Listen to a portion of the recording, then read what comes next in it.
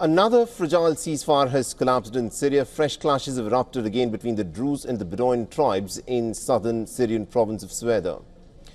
Now, these are some of the images of the armed tribes allied with Syria's Islamist-led government deployed in the Druze village of Al-Mazra near Sweida amidst clashes with the Druze fighters.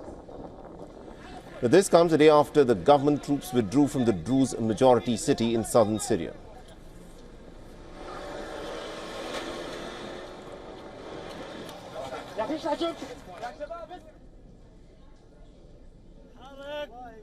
In a video that is now going viral on social media, it shows armed men walking along a road in Sweida region and firing at a building.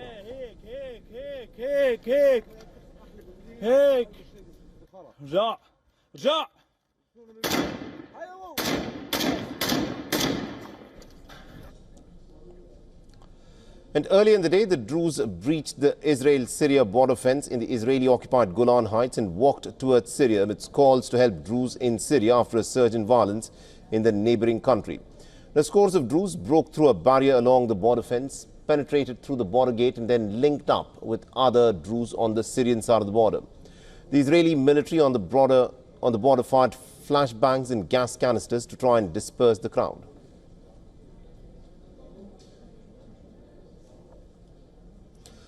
While reports say the government forces have been deployed again to the area after pulling out under a ceasefire agreement that halted several days of violence earlier in the week, the Syrian Ministry of Interior has denied reports that the forces have been redeployed in Sweida. The Syrian government says that the government forces are only in a normal state of readiness.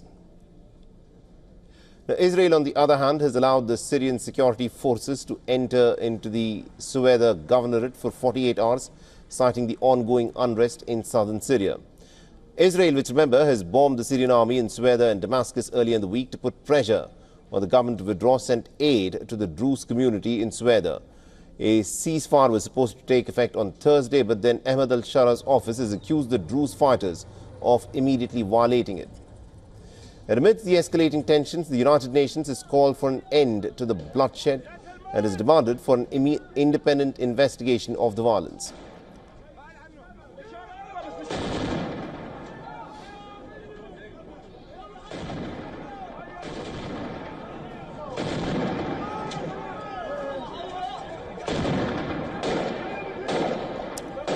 According to the Syrian Observatory for Human Rights, nearly about 600 lives have been lost since Sunday.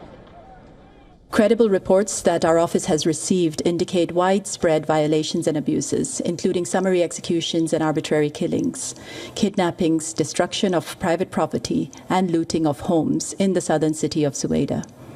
Among the reported perpetrators were members of the security forces and individuals affiliated with the interim authorities, as well as other armed elements from the area, including the Druze and Bedouin.